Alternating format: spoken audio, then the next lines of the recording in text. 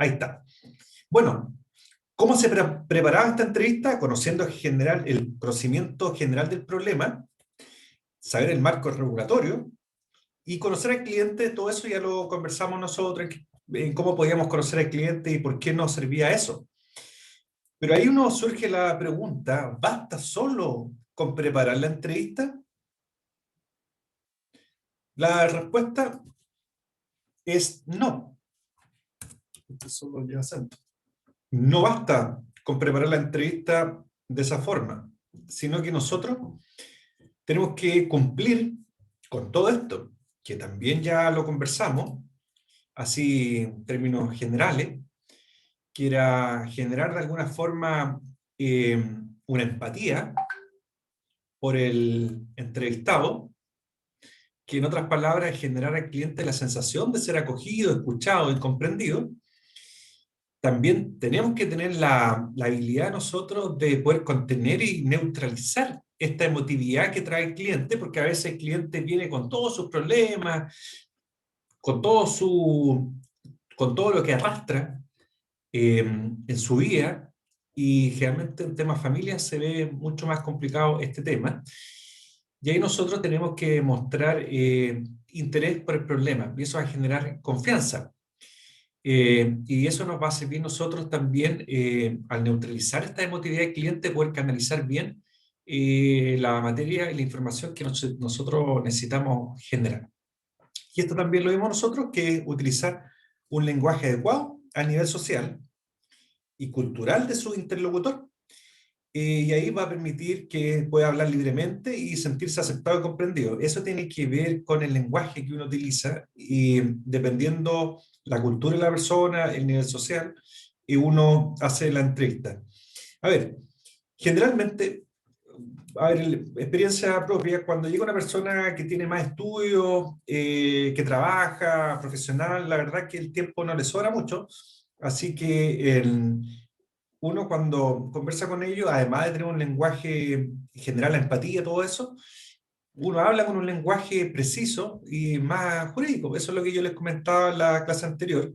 Y, pero cuando me toca generalmente atender gente de más escasos recursos o gente muy de campo, que me ha tocado mucho, a veces me doy más tiempo, y los primeros minutos la verdad es que no se habla nada de temas jurídicos y se habla de cosas totalmente ajenas, con el objeto de generar un poco más de confianza y que la persona entrevistada se suelte de alguna forma y entre en confianza y te pueda comentar algo. No sé, típico, llega una persona al campo, yo le pregunto, ¿cómo está señora Juanita? Bien. Señora Juanita, yo entiendo que usted es de Camino Maquehue. Sí, yo soy de allá. Ah, yo tengo parientes que tienen Camino a Maquehue, casa. Ah, ¿y en qué sector? Sí, bueno, eso al final no tiene nada que ver con la entrevista jurídica, pero eso sirve de alguna forma para generar confianza en en el entrevistado.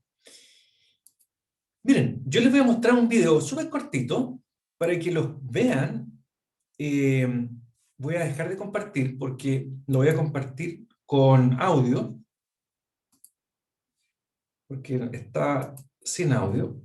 Ahora vamos a compartir y vamos a ver un pequeño video para que vean ustedes ciertos tips que uno podría utilizar para entrevistas y cómo generar una buena impresión, que es extremadamente importante por todo lo que hemos conversado. Fíjense que este video que está en YouTube no tiene nada que ver con temas jurídicos, pero es un modelo como de entrevista, de cómo generar una buena impresión desde las primeras instancias, desde el primer momento. Fíjense los tips y ahí ustedes quizás después me pueden comentar algo que les llamó la atención, o si es algo que ya lo vimos, seguramente que lo conversamos, pero ahora vamos a ver, por ejemplo, un pequeño videito. Y no sé si están viendo lo que veo yo. ¿Alguien me puede confirmar? Sí, profe. ¿Se escucha, no? Sí, Sí, también. se escucha. Ya, perfecto. Ya, dura 5 minutitos, así que vamos a tratar de sacar alguna conclusión y ver si algo les llama la atención.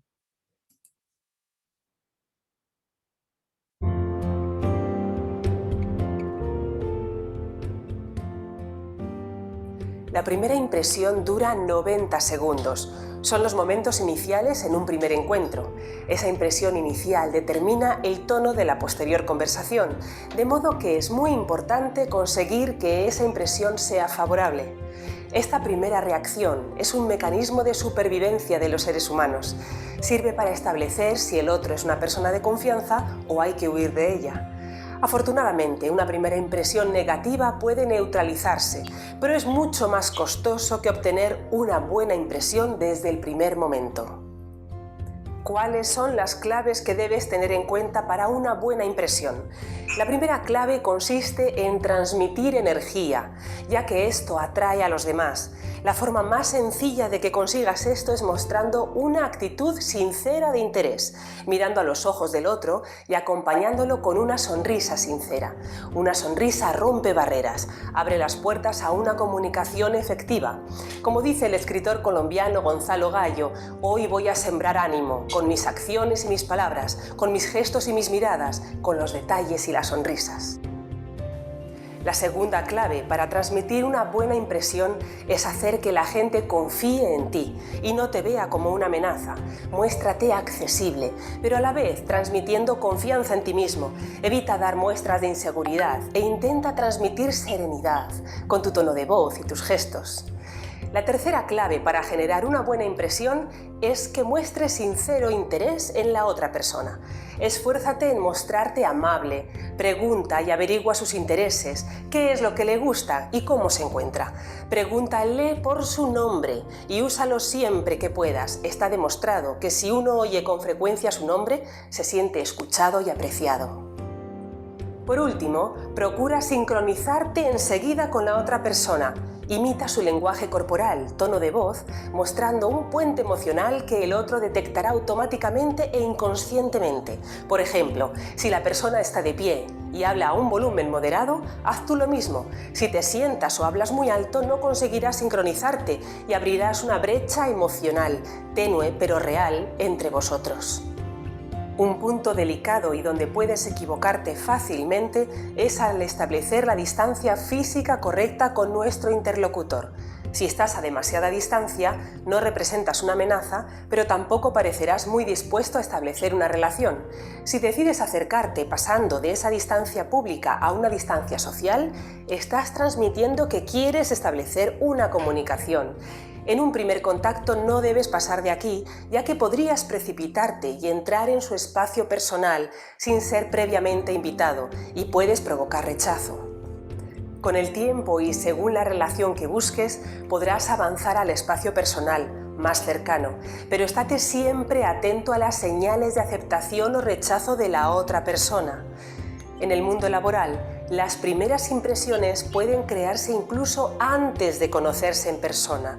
Los correos electrónicos, las conversaciones telefónicas o la opinión de los demás compañeros pueden predisponer a una primera impresión positiva o negativa. Afortunadamente, las personas confiamos más en la primera impresión visual que en otros aspectos que hemos mencionado, que son importantes pero no tan críticos como en el primer encuentro personal. En un mundo como en el que vivimos, en donde el teléfono y especialmente el móvil se usan para todo, no olvides que en tus conversaciones telefónicas también puedes modelar la imagen que proyectas. Recuerda mantener siempre un volumen de tono de voz adecuado y sonríe durante toda la conversación, pues aunque no puedan verte, tu sonrisa se transmite en el tono de voz. Si controlas todos estos detalles, puedes asegurarte una primera impresión favorable que te abre las puertas a una comunicación efectiva con esa persona. Si bien debes ser exigente contigo mismo a la hora de crear una primera impresión positiva, de cara a los demás procura ser indulgente y no juzgues al otro según la primera impresión que percibas, sea esta positiva o negativa. Tómatelo como una primera toma de contacto que deberás ir completando en el futuro a la luz de otros factores y de más información. Ahora piensa en una primera impresión negativa que recuerdes. Evalúa si te has visto influenciado por expectativas o has juzgado por su imagen exterior, cerrando así las puertas de una buena interrelación. La próxima vez que os veáis, dale otra oportunidad. Sabiendo lo que sabes, sería conveniente que antes de conocer a alguien por primera vez, le dediques unos minutos a repasar las claves que hemos comentado. Respeta la distancia adecuada, sonríe, muéstrate abierto y asequible y sincroniza tus gestos y tu tono de voz con el del otro. Orientan, pero no determinan. Ya tienes las armas para causar siempre buena impresión y manejar con prudencia las impresiones que te causan los otros. Ahora ponlas en práctica.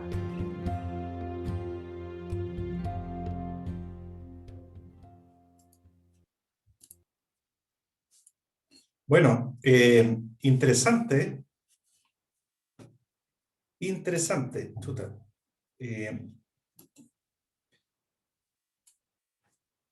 ¿Se fijan? No sé si me están escuchando.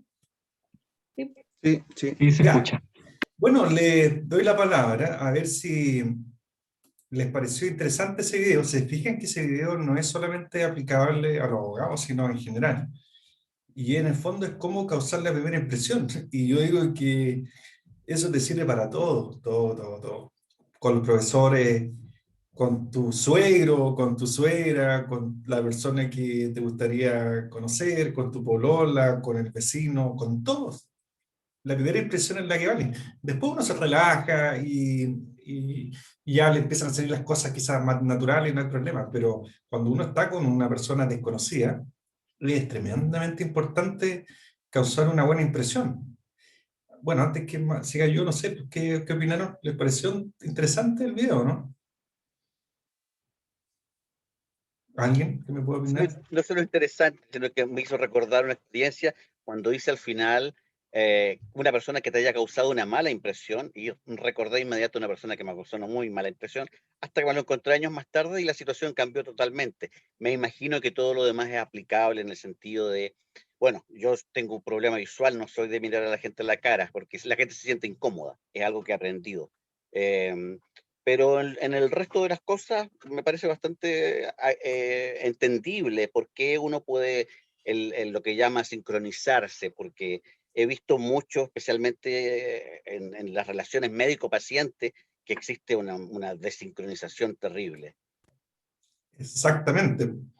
¿Qué me dijo usted que no miraba a la gente? ¿Tenía algún problema a la vista o por qué es así? No le cuesta ver a la gente. No, tengo un problema en la vista. Perdí la visión en mi ojo derecho Ya. hace como en los 90, entonces se puso, aparte que está muy chico y como que mira para un lado distinto, la gente se siente incómoda, lo he notado. Entonces trato de mirarla como de lado, de donde no se nota tanto. Mire, Recuerdo que me pasaba a mí. le voy a dar un consejo, Muchas que yo gracias. no tengo por qué dar consejo, pero lo voy a dar igual.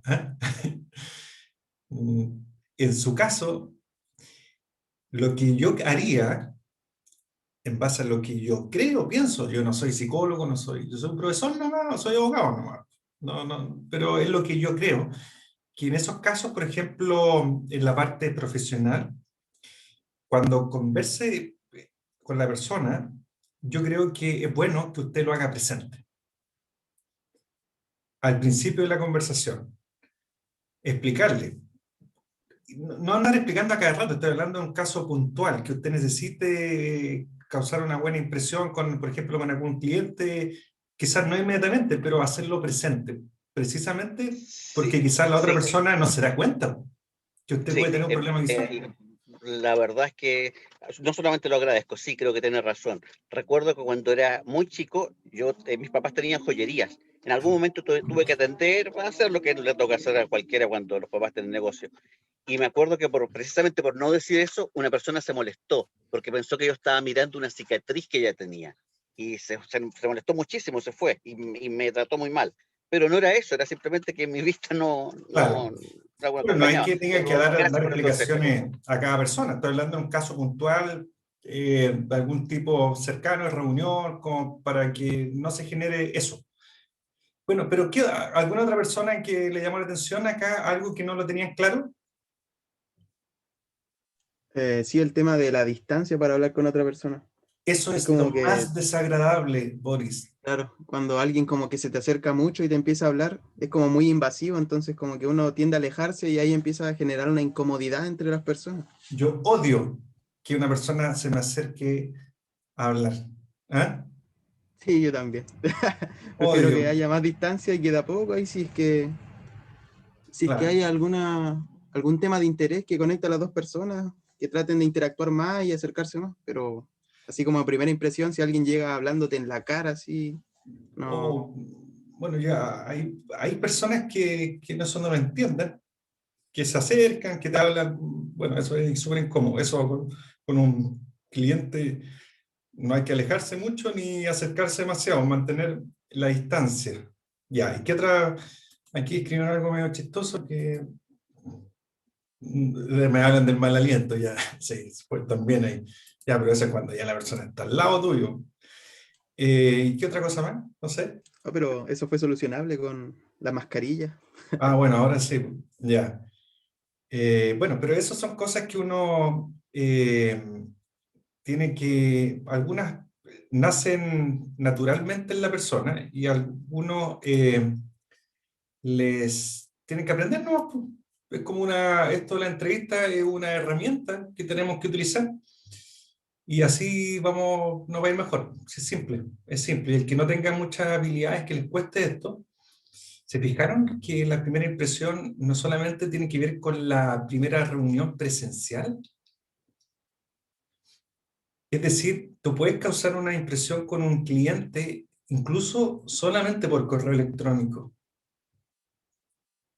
Si a mí, yo soy cliente y llega un abogado y me escribe un correo electrónico mal redactado, o me escribe, por ejemplo, un correo electrónico con puras letras mayúsculas, que yo he visto abogados que hacen eso, o me tutea así al principio, inmediatamente me causa una mala impresión. La verdad que yo me fijo mucho en eso, mucho en eso. Y el celular también, pues, todas las conversaciones, el tono de voz, eso hay que tener presente. Ya, bueno, eso era interesante para mostrárselo, pero vamos a compartir pantalla y les voy a mostrar que cómo podemos obtener esta segunda, esta meta 2, la información del caso del cliente. Uno siempre hace la pregunta, ¿cuál crees que es la mejor herramienta para obtener la información? Y es la pregunta. Esa es como una de las herramientas que uno tiene para finalmente obtener información. Pero aquí lo interesante es que cuando nosotros estamos con el cliente no podemos preguntar cualquier cosa, porque hacer cualquier tipo de pregunta, sino que tiene que haber una secuencia comunicacional. Es decir, no sé, si llega un cliente a mi oficina y quiere demandar por pensión de alimentos, no le puedo preguntar en la primera conversación, bueno, ¿y cuánto quiere demandar por pensión de alimentos? No. O, por ejemplo, si llega una persona y viene porque quiere demandar por una relación directa y regular, que es lo que se conoce como visita, el papá que quiere demandar a la mamá para tener más visitas con su hijo, yo no puedo preguntarle ya cuántos son los días que usted quiere verlo, cuál es el régimen ordinario extraordinario que usted desea. No, esas preguntas están muy mal planteadas y no va a generar ningún tipo de entrega de información. La persona se va a asustar y va a decir, este abogado ni siquiera me escucha lo que siento, lo que necesita saber previo a mí. Necesito contarle yo qué es lo que ha pasado en mi vida con mi expareja. Por eso, la pregunta que nosotros utilizamos es una secuencia comunicacional. Después yo le voy a mostrar que existen minutas de preguntas dependiendo de las materias que se ocupan por estudios jurídicos o clínicas jurídicas o corporación que van derechamente más a lo jurídico. Eso sí o sí lo podemos utilizar nosotros como una minuta. Pero eso ya es la parte jurídica nomás, pero nosotros previamente tenemos que generar una secuencia lógica con las preguntas y esto, si se fijan, esto es lo que debiéramos lograr nosotros hacer. Piensen que lo que estoy hablando no es solamente de abogados, sino en general de todas las relaciones personales que tú quieres conversar con alguien. Eh, y que se necesita cumplir con esta secuencia, porque si falta algo de acá, la verdad que no es mucho lo que se va a lograr. Tú preguntas al cliente, después tú tienes que escuchar Y aquí donde está el problema, que a veces los abogados no escuchan, porque hacen preguntas, pero lo que le está preguntando la verdad no le interesa mucho, porque le interesa preguntar cosas específicas. Ya, pero se da la lata de escuchar, pero no están escuchando.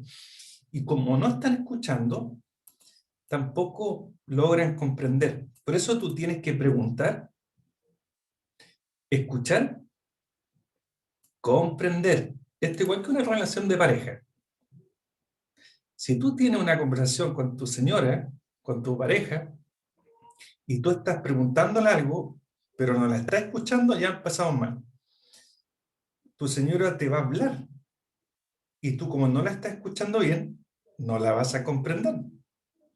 O puede que la escuche, pero no la estás comprendiendo. Por eso esto es lo ideal, es toda una secuencia lógica. Preguntar, escuchar, comprender, y después viene después de comprender que tú entendiste lo que te están diciendo, mostrar reconocimiento. Estos dos que vienen acá, que estimular la reflexión, que eso es como lo último, esto es lo que uno podría, esto sería mostrar empatía, esto, tener empatía, comprender, mostrar, bueno, todo sería empatía, empatía. Fíjense que a propósito de estos cursos y de otras capacitaciones que yo he hecho, he ido, o sea, que me han capacitado, me costó entender hace tiempo lo que era la famosa empatía y lo que generaba la empatía. Si tú no eres empático con lo que te está diciendo la persona, se va a generar un serio problema. Miren, estas son preguntas que nosotros podríamos hacer. Son tipos de preguntas, pero pueden haber muchas más. Fíjense, ¿cuál es el problema que le afecta? Obviamente eso viene después de una conversación previa. ¿Cuáles son sus expectativas de solución? ¿Cuáles son sus intereses o motivaciones y preocupaciones y sentimientos causados por la situación del conflicto que tiene? ¿Se fijan? Aquí ya esta pregunta es súper empática porque tú estás demostrando de alguna forma interés en lo que está pensando y lo que está sintiendo la contraparte, que no la contraparte, el entrevistado. Esto se nota mucho en temas de familia. En familia uno tiene que ser muy empático por los temas que se están analizando, conversando, etc. La escucha, escuchar. El abogado debe efectuar una escucha activa y selectiva. Ahí lo importante es que el patrocinado te puede estar hablando miles de cosas, pero tú tienes que filtrar la información del caso. ¿Ah? Y cualquier otro elemento y datos vinculados a él que pueden estar ahí metidos con otros temas que la verdad que para el caso concreto no es muy relevante. Por eso al escuchar tiene que ser un proceso activo y selectivo. O sea, tú tienes que escuchar, o sea, obviamente escuchas todo, pero tienes que quedarte con las cosas relevantes y no darle prioridad a otros temas que la verdad no son relevantes para el caso puntual. Fíjense esto de comprender, cuando ya tú le preguntaste, escuchaste, comprender. Comprender es mostrar comprensión e interés. Ok, ¿cómo se hace? Utilizando empatía y técnica. Fíjense esto que les voy a comentar ahora, que es una técnica de cómo tú demuestras empatía, o sea, comprendiendo y cómo tú utilizas la empatía y permites que finalmente se sienta comprendido el entrevistado. Y hay técnicas. Esto es interesante, que no solamente se ocupa para entrevistas, sino que se ocupa también, por ejemplo, para las pruebas testimoniales, absolución de posiciones en litigación. Lo que estoy hablando acerca de las preguntas se asocia mucho a la litigación, a las técnicas de litigación. El parafraseo. A ver si el parafraseo lo tengo más acá. Sí, ahí está. Después yo le voy a explicar en qué consiste el parafraseo. Bueno, aquí hay que la comprensión se da a dos niveles, de los hechos y de los sentimientos y emociones exteriorizados. Eso es importante, que tenemos que tener claro estos dos temas. El parafraseo es una técnica de litigación también utilizada mucho por los abogados. Cuando tú quieres que la persona te entregue más información. No quiero adelantarme porque eso está en el PowerPoint que sigue, pero ahí le voy a explicar. Bueno, el lenguaje corporal, todo eso demuestra de alguna forma empatía con la persona que está entrevistando. Si te está hablando la persona y tú estás mirando para otro lado, o estás pegado al celular, bueno, hay cero empatía. O sea, ahí, yo voy viendo a una persona y me atiende así, yo le digo, yo me voy. Yo soy medio enojón, o sea, pero siempre educadamente. Si yo voy a que me atienda, no sé, voy a la clínica alemana y me atienden, me hacen pasar, y le estoy hablando y la persona está con el celular, yo le digo, oye, ¿usted está hablando conmigo o está hablando con el celular? Porque si está hablando con el celular, mejor me voy y me dice otro momento en que venga para no interrumpirla. Así soy yo. Pero educadamente. ¿Ah? O si están hablando conmigo y se ponen a hablar con otra persona, yo también le digo, bueno, ¿está hablando conmigo o está hablando con otra persona? Decíase. Ya. Bueno, veamos mostrar reconocimiento. Eso no significa que uno esté de acuerdo en todo lo planteado por la parte contraria, sino en el fondo es mostrar algún grado de comprensión acerca de lo que me está diciendo la persona. Y eso también genera confianza, simpatía. En el fondo es darle a entender que estoy entendiendo lo que usted me está diciendo. Y finalmente es estimular la reflexión. Y en el fondo es una conversación final con la persona. Ver, bueno, y finalmente que usted me señala todo esto, ¿cuáles son sus expectativas de solución? Por ejemplo, ¿qué cree usted que, en base a todo lo que me ha dicho, cómo actuaría la contraparte? Y eso permite, de alguna forma, como revisar un poco las expectativas de la persona, porque imagínense que yo siempre llega una persona, no sé, y me pregunta, bueno, conversamos acerca del caso. Yo siempre lo que pregunto, bueno, ¿y qué pensaría la contraparte si usted demanda por visita? ¿Qué cree que actitud va a tomar el demandado? Y eso es súper importante en esta parte al final de estimular la reflexión, porque de esa forma tú te pones como en una perspectiva de la otra contraparte. Porque así uno podría, por ejemplo, buscar algún tipo de acuerdo extrajudicial o puede ejercer una demanda más realista y no empezar a demandar por lo que te dice el demandante. Si el demandado no está 100% de acuerdo, bueno, podemos llegar a un término medio.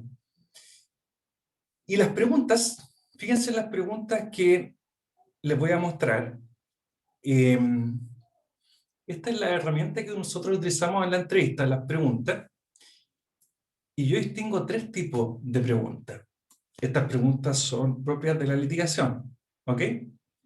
Las preguntas abiertas, que estas son las preguntas que uno debiera iniciar toda entrevista. Después de hacer la presentación y todo eso.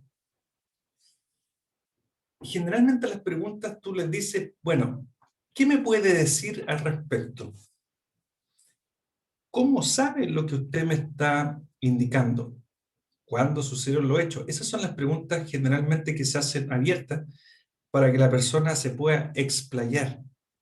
Y uno debiera comenzar la entrevista con este tipo de preguntas abiertas. A ver, yo hace un mes tuve un curso de cómo entrevistar a menores de edad.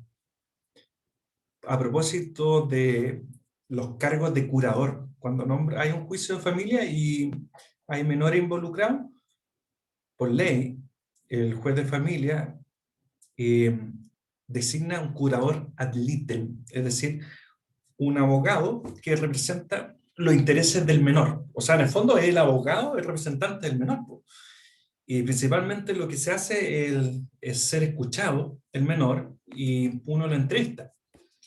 Y la entrevista Piensen que hay niños de 5 años que me ha tocado entrevistar, de 3, 4 años, la verdad que depende del niño, pero generalmente no lo entrevisto, pero ya de 5 años sí he entrevistado, de 7, 8, 9.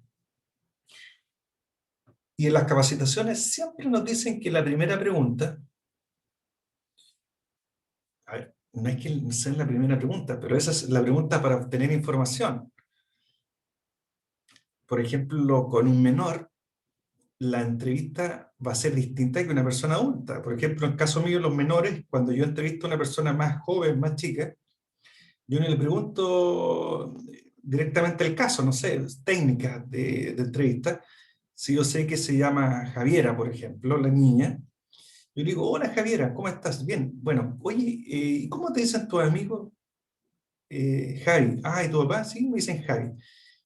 Ah, ya, bueno, yo te voy a decir Javi. ¿Se fijan que no tiene nada que ver? Es como una forma de generar eh, empatía y confianza con el menor. Bueno, y las preguntas cerradas, el objetivo de estas preguntas es en el fondo de que el entrevistado te conteste sí o no. ¿Quiere demandar? ¿Sí o no? Esas son preguntas que en el fondo el entrevistado hace una afirmación o una negación frente a una pregunta que tú le haces. Siempre preguntas que se hacen con el objeto de que o sea, del entrevistado te diga sí o no, que es para confirmar algo. Y esas preguntas se hacen finalmente, no al principio, sino cuando ya hiciste varias preguntas abiertas. Y esto es cuando ya tú estableces una hipótesis. Bueno, en base a todo lo que usted me está señalando, ¿usted cree que el menor tiene que pasar la Navidad con su papá? La respuesta va a ser sí o no. ¿Ven? Es una pregunta cerrada. Y las preguntas circulares, que también están relacionadas con lo que yo le estaba conversando previamente, acerca de esto como de la reflexión de la última etapa, es que te permiten hacer visible la relación de tiempo, lugar y persona. Estas preguntas circulares, ¿qué es lo que busca? Que la persona reflexione acerca de la percepción que él tiene, ¿ah? ¿De qué? De algún lugar, o sea, de la contraparte, cuáles son las perspectivas de la contraparte, de un juez, de un tercero, de otros sujetos que están involucrados. Y eso permite una reflexión sobre el problema. Sobre todo, por ejemplo, cuáles son las posibles actitudes que pudiera tener la contraparte del tribunal, de tercero involucrado, pero generalmente están vinculadas por la contraparte. Por ejemplo, ¿qué piensa su marido si lo demanda por divorcio? ¿Qué piensa su marido si usted lo va a demandar por cuidado personal? ¿Qué piensa su vecino si usted lo va a demandar por indemnización de perjuicio por el árbol que cayó en su casa? Bueno, todo eso nos va a servir a nosotros para finalmente saber cuál es la estrategia jurídica que vamos a emplear. ¿Por qué? Porque no solamente está la parte judicial, sino que también está la parte extrajudicial. La otra vez llegó un cliente y lo único que quería era demandar al vecino, demandarlo, hay que demandarlo. Bueno, ¿y por qué lo demandar? Ya, pregunta abierta. ¿Pero usted lo quiere demandar? Sí. Ya, ok, pregunta cerrada. ¿Pero qué pensaría el vecino si usted lo demandara? No, se va a enojar y todo. Bueno, ¿y qué cree usted qué pensaría el vecino si yo me contacto con él, me presento y trato de llegar a un acuerdo extrajudicial por el problema? Sí, yo creo, la verdad que yo creo que sí, él estaría llano a llegar a un acuerdo, pero a mí no me quiere ni ver. Ya, listo, solucionado. ¿Ve? Con esa pregunta circular, yo logré una estrategia judicial, que en este caso sería extrajudicial, de solucionar el conflicto jurídico a través de una autocomposición extrajudicial, por ejemplo, con una transacción. Y logramos el objetivo. Y evitamos todo lo que que podría pasar si se judicializa eso. Esas son las preguntas interesantes y que uno debe ir a hacer siempre. todo esto se puede hacer en distintas materias, pues eso es lo interesante. Como ya les dije, uno debiera comenzar con preguntas abiertas de mayor extensión para obtener la mayor información posible. Se le deja que hable solo. Cuénteme, ¿en qué lo puedo ayudar? Típica pregunta. ¿En qué, no sé, tiene algún problema que me quiera contar? ¿Qué la trae por estos lados? Bueno, esas son preguntas abiertas. Dejarla que hable. Y no hacer preguntas cerradas. Al principio, después sí, pues, es obvio. Y esta pregunta abierta, fíjense con esto del parafraseo. El parafraseo, que es súper utilizado por los abogados con experiencia en litigación. Y se utiliza por abogados que saben de litigación. Estoy hablando porque esto es una técnica que se ocupa en litigación, que también se utiliza para la entrevista. Y que a algunas personas les sale natural, pero otros la tienen que anotar y acordarse. Parafraseo. ¿En qué consiste el famoso parafraseo? Consiste en hacer una síntesis y repetir lo que una persona, el cliente, nos está relatando. Y eso genera la entrega de mayor información. Yo le puedo parafrasear algo de lo que me está diciendo el cliente y la verdad que no le estoy diciendo nada. Ejemplo, cuénteme, ¿qué le pasó? Bueno, yo fui a dejar a mi hija a la casa de su papá y porque él tiene derecho a... No, en realidad vino el papá a buscar a mi hija a mi casa y en mi casa estaba la abuela. Y mi mamá, que es la abuela la menor, cuando llegó el papá, que no se tiene muy buena, tuvieron una discusión. Ah, tuvieron una discusión. Sí, tuvieron una discusión. Ya. Y cuando llegó el papá le agarró a garabato a mi abuela y, y le pegó un empujón. Y hasta ahí quedó el relato de la cliente. ¿Qué es lo que es el parafraseo? Cuando el cliente te dice, sí, llegó el papá y empujó a la abuela el menor, es decir, empujó a mi mamá, el parafraseo significa, ah, entonces llegó el papá y empujó a su mamá. Sí, pues, se empujó a mi mamá y le quedó el brazo medio moreteado y tuvieron que ir al hospital. Ah, entonces tuvieron que ir al hospital. Sí, pues si tuve que ir al hospital y allá le atendió el médico y le revisó sus lesiones y vio que tenía una esguince en el hombro. Ah, así que, y bueno, ¿y tuvo una esguince en el hombro entonces? Sí, sí tuvo una esguince en el hombro, sí, hay que ver. Bueno, esas son técnicas del parafraseo. Y eso se utiliza mucho, no solamente en la entrevista, sino en la litigación. ¿Cuándo? Cuando el testigo, a ver, un buen testigo es el testigo que habla solo, pero a veces el testigo se tranca y no habla más, aunque tenga mucha información que entregar, pero por X motivo, por falta de confianza, porque está nervioso, no habla más. Y el parafraseo es la técnica que se utiliza por los abogados para que esta persona hable más. Y se repite la última frase que da el testigo o el entrevistado. Yo iba en el auto, me chocó un auto por atrás y me pegué en la cabeza y después salí y estuve súper mareada con el choque. Quedé apagada y yo le digo, ah, entonces cuando la chocaron por atrás usted quedó mareada.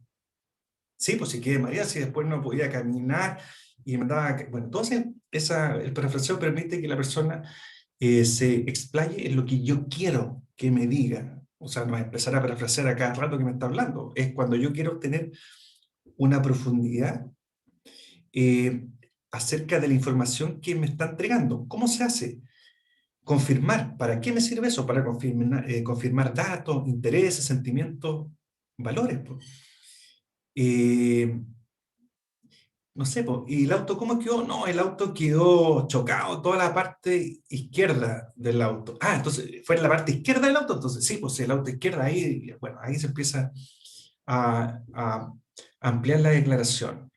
Eso sirve para mostrar comprensiones que se ha escuchado y la persona se emociona, no se emociona, pero se motiva más cuando tú lo estás parafraseando. Y ahí, insisto, también puede ocupar otro nombre que tú le dices por su nombre. Ah, don Carlos, así que usted salió mareado del auto. Sí, pues, o sea, ya lo están tratando el nombre y más encima te está repitiendo lo que tú estás diciendo. Esta persona me está escuchando, dice el cliente. Ya. Ordena sirve para clarificar, ordenar, que la persona hable lo que quiere decirnos. A veces se tranca la persona. Uno con el parafraseo sirve para ordenar. También permite efectuar la retroalimentación de la información que hemos recibido del cliente. ¿Veis que el parafraseo es súper importante? Bueno, y la meta 3 que ya les comenté era educar al cliente. ¿Cómo se logra? Bueno, lo interesante de la educación al cliente es que uno debe poner en conocimiento al patrocinado, al cliente, las diversas alternativas de solución, cosas que a veces los abogados no saben o intencionalmente no lo hacen, no le explica, por ejemplo, los costos, los beneficios, la salida alternativa. Y que finalmente, con todas las alternativas que tú le estás dando, ahí se puede tomar una decisión respecto de cómo enfrentar el conflicto. A ver, generalmente los abogados, los malos abogados, lo único que quieren es judicializar los casos. ¿Para qué? Para que cobrar honorarios más altos. Ya, pero ese es un abogado pillo fresco, o sea, hay de todo. Yo lo primero que le pregunto, bueno, y miren, su problema tiene toda esta solución. Yo le voy a proponer la mejor. Y estos son los costos y beneficios de esta salida alternativa. Y si nos va mal, vamos a iniciar un juicio y yo le voy a explicar en qué consiste el juicio. Ahí estoy educando yo al cliente. Son los gastos, cuáles son los gastos que usted va a tener que enfrentar, cuál va a ser el tiempo de duración de este juicio. Típico, el mal abogado le pregunta, ¿y cuánto dura este juicio? No dura, o sea, típico abogado que le preguntan, no, abogado charcha, ¿y cómo nos va a ir? ¿Cómo cree usted? No, si vamos a ganar. Estamos listos, ya, ese es un abogado chanta. Tú nunca puedes decirle a sus clientes que vas a ganar un juicio. Eso puede depender de muchas situaciones que se pueden generar. ¿Y cuánto va a durar el juicio? No, dura 8 meses. A ver, ya, dile 8 meses, pero cuéntale la verdad. No va a durar 8 meses. Eso tú no le puedes dar una fecha. Y además está la segunda instancia. Incluso podrían llegar a la Corte Suprema. O sea, tú no puedes decirle una fecha exacta. Tú le puedes dar una aproximación y explicándole las distintas instancias que nos va a llevar este procedimiento. Bueno, eso es muy importante. Bueno, y al final de la entrevista, esto es lo que uno debería hacer al cierre de la entrevista. Bueno, don Carlos, uno hace un pequeño resumen de lo que se conversó, se entregan los datos de contacto, se señalan cuáles son los pasos a seguir, unos lineamientos generales del caso, y también finalmente informar derechos y deberes del patrocinado. Eso es lo que debería hacer uno al cierre de la entrevista. Eso es este módulo, entrevista del abogado. ¿Cuáles son los objetivos? ¿Cuáles son las metas? Y ojalá que guarden este PPT que está en el campus virtual y que en algún momento, cuando ya empiecen, obviamente hay que estudiar porque se va a preguntar por la prueba, pero el objetivo final es que cuando les toque sus primeros acercamientos con clientes, apliquen estas técnicas y les va a servir. ¿Alguna consulta? ¿Dudas? ¿Comentarios? ¿Los que me quieran señalar?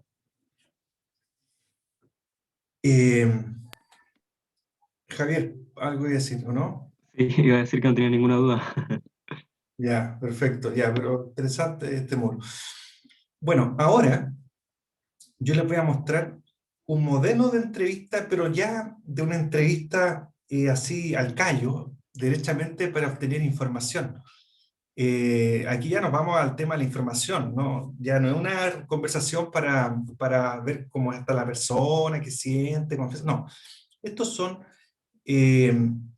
minutas de entrevista que se hacen exclusivamente para obtener información, y a ver si encuentro alguna, y sería interesante porque ustedes la debieran utilizar, por ejemplo, en materia de divorcio, inhibición de prejuicios. Yo les voy a mostrar un modelo de entrevista de divorcio y compensación económica, para que quizás, no están viendo nada, pero yo lo voy a mostrar aquí, y en algún momento, quizás como un trabajo autónomo, ahí tendríamos que verlo, que les va a servir para finalmente hacer una buena entrevista. ¿Están viendo, no? Sí, se ve, Sí, se profesor. ve la entrevista en un Word. Ya, fíjense, esta es una entrevista tipo que debiéramos utilizar todos los abogados para obtener información de un divorcio unilateral con compensación económica.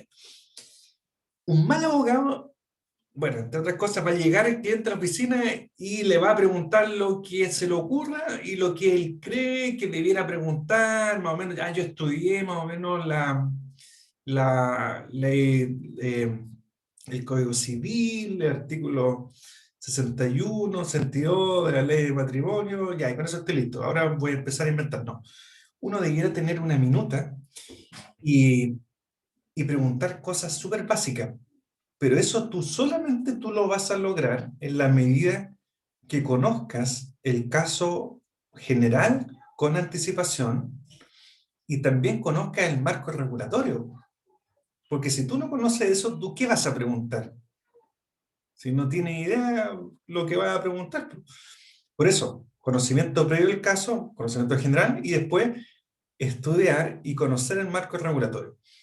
Acá los datos demandantes van los nombres, la edad, estado civil, nacionalidad, actividad, domicilio, domicilio laboral, teléfono, celular, correo electrónico, clave única. Todos estos datos son los que tú necesitas para poder, posteriormente, poder redactar una demanda. ¿Por qué? Porque si tú no tienes esta minuta, ¿qué va a pasar? El cliente se va a ir y después tú lo vas a andar llamando. Oiga, ¿y usted tiene algún domicilio laboral? Sí, ¿sabe que se me olvidó? ¿Me puede dar su correo electrónico? Y después todo el otro día, ¿sabe que usted es pensionado o está trabajando? Ya, y después otro día, ¿usted tiene la clave? No, eso es poco profesional.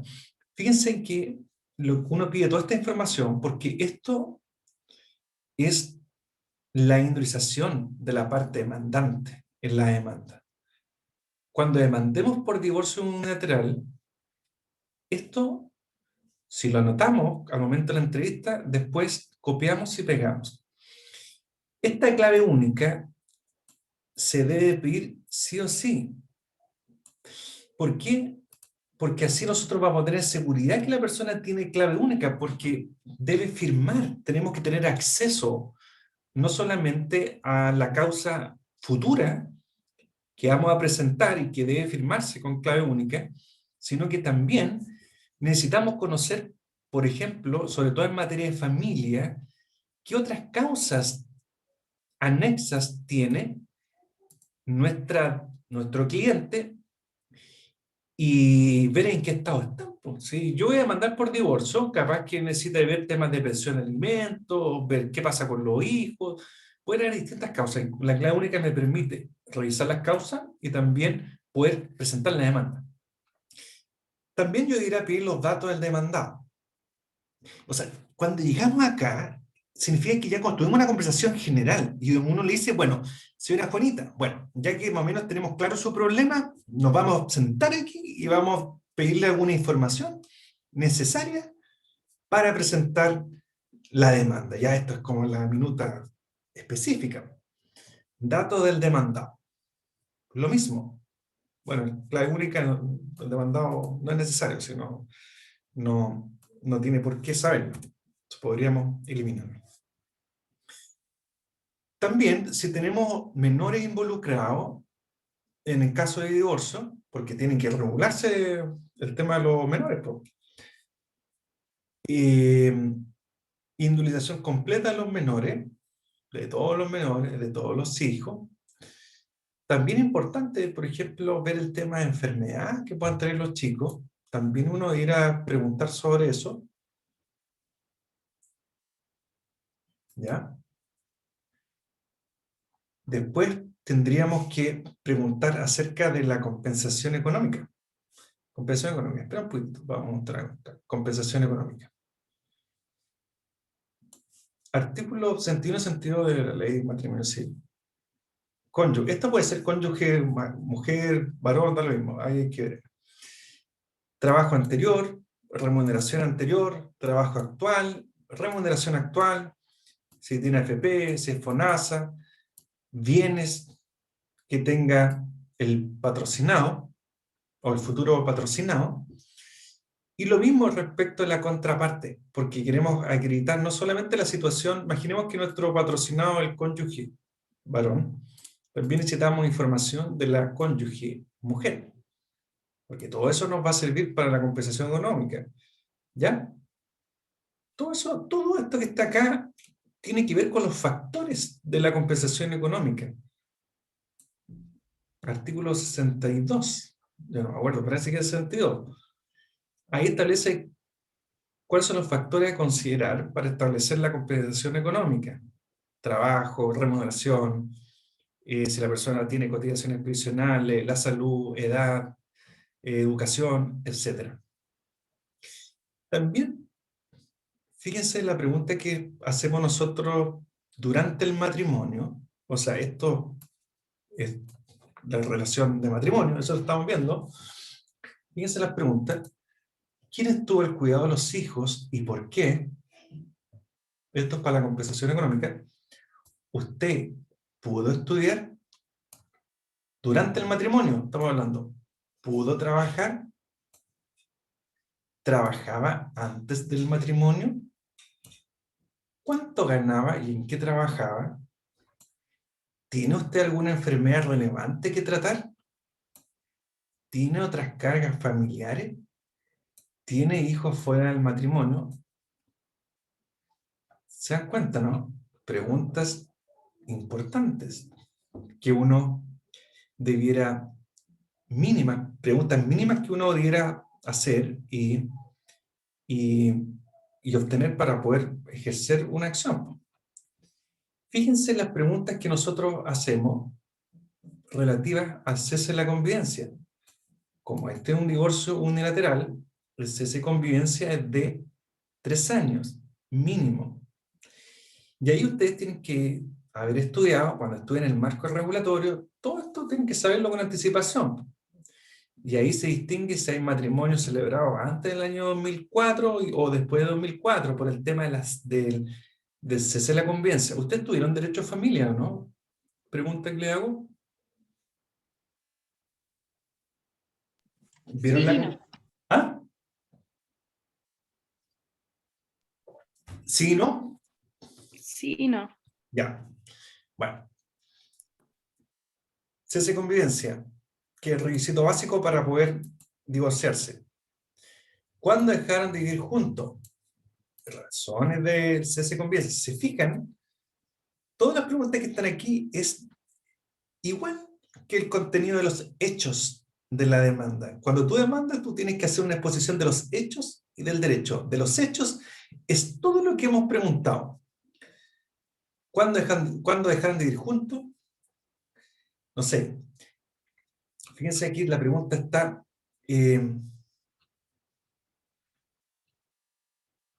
ya, después le voy a mostrar. Uno tiene que decir, bueno, yo con la parte demandada nos casamos con fecha tanto y tanto, nos encontramos separados desde fecha tanto y tanto. ¿Por qué? Por razones de violencia, tanto y tanto. Posteriormente nunca hemos vuelto a reunirnos a vivir juntos. Tampoco tenemos intención de renovar la vida en común. ¿Se fijan? Todas las preguntas que uno hace acá, en el fondo, es como el orden que te sirve a ti para poder redactar la demanda. Todo esto tiene que ver con el divorcio. Aquí ya no tiene que ver con la compensación económica. Divorcio, ¿cuándo dejan de vivir juntos? ¿Razones hacia la convivencia? ¿Han vuelto a vivir juntos? ¿Hay alguna posibilidad de renovar la vida en común? Porque si no hago esta pregunta y después llegamos a la audiencia y estamos todos al divorcio y después la clienta se pone a llorar y dice, no, me quiero volver, echo de menos a Juanito. Ah, ya, entonces ya, hasta aquí no me llega el divorcio, ya, listo, ¿ves? ¿Qué es lo que buscan con el divorcio? ¿Dinero, bienes o solo divorciarse? Esto tiene que ver con la compensación económica. Esto no es una minuta que esté en cualquier parte, esto nosotros lo hicimos, no es que no lo han encontrado en ninguna parte, esto es una que hicimos nosotros como abogados donde trabajo. Y acá están los documentos para acreditar el matrimonio. Imagínense si yo no tengo claro todas estas minutas, ¿qué le voy a estar pidiendo a la persona? Certificado, el acta de matrimonio para saber la fecha, también certificado de matrimonio con todas las anotaciones. Fíjense acá, documentos que acrediten el cese de la convivencia. La idea es que se identifiquen en estos distintos domicilios entre las partes, los cuales deben ser, bueno, sí, hay una explicación. Todo esto uno va poniendo los documentos que están. Certificado de nacimiento de los hijos, matrimoniales, no matrimoniales, y después ya empiezan todos los documentos que pueden servir para la compensación económica, o incluso para acreditar que se encuentren viendo separados, por ejemplo, contratos de arrendamiento, documentos privados, boletas de servicio, todo eso yo voy haciendo un tic o los voy agregando acá para saber qué documentos tenemos. Por ejemplo, preguntarle, ¿usted tiene alguna causa de alimento? Sí. Ah, ya, estamos listos. Con la causa de alimento ya podemos haber acreditado que ya nos encontramos separados desde esa fecha. Ok. Y fíjense acá, esto acá es una observación que nos hace.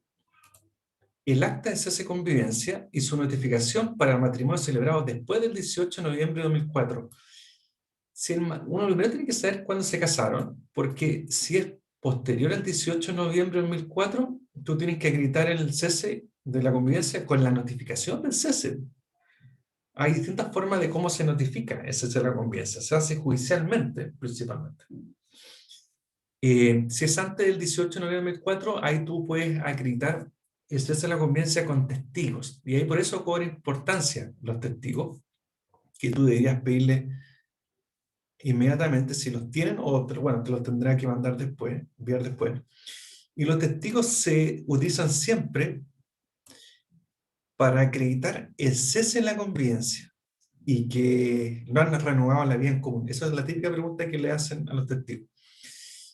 Y ahí están las notas. Bueno, esa es una minuta de entrevista de divorcio bilateral y compensación económica, pero existen muchas entrevistas dependiendo la materia.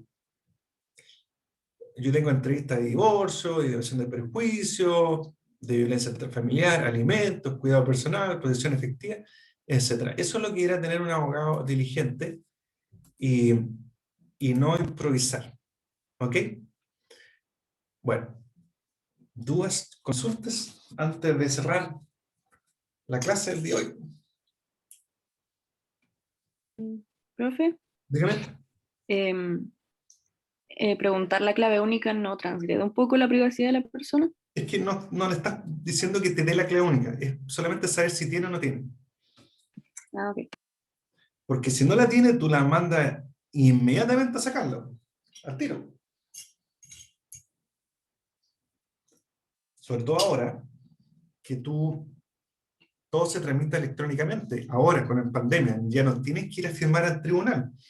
El hecho de que tú firmes la patrocinada electrónicamente no te exige ir ahora al tribunal. ¿Se dan cuenta, no? Por eso es importante tener la clave única. Cuando yo demando, firma el abogado y firma el patrocinado, todo electrónicamente. O sea, la clave única a veces igual uno se las pide porque así uno puede revisar las causas. Pero obviamente con el consentimiento de ella, porque capaz que tenga la clave única y ella nunca se haya metido a la oficina judicial virtual, nunca. Y uno le puede guiar, uno le puede enseñar, le puede mostrar sus causas, todo. Todo va a depender de la confianza que uno tenga con el cliente. Lo que tú no podrías hacer es firmar sin autorización de ella. O sea, yo he estado con un cliente al lado y yo le hago todo el proceso, pero no soy tonto. O sea, yo le digo a la señora que, no sé, me confirme, me envíe un escrito, porque después no me va a pasar a mí, pero podría pasarle a alguien que no tiene confianza con su cliente, le dieron la clave y el abogado subió la demanda, firmó. Incluso la señora le dijo, no, fírmame tú si no tengo idea de computación. Ok, y después ella va a alegar que no, que ella no firmó eso. Y después se puede iniciar una investigación penal por usurpación de identidad y se van a encontrar que donde se firmó por el IP es el computador del abogado. ¿Se dan cuenta, no?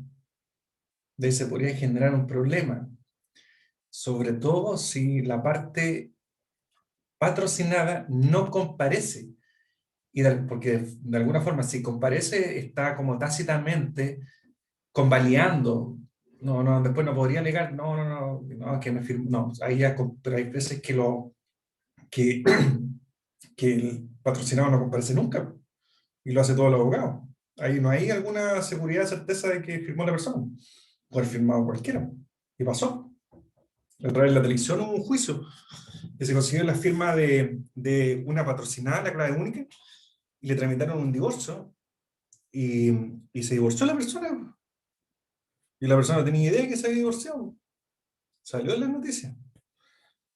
Ya. Ahora sí. Que estén bien. Un gusto, Gracias, profesor. Nos vemos la otra semana. Chao, Chao. chao, gracias. profe, gracias. Chao. Chao, profe.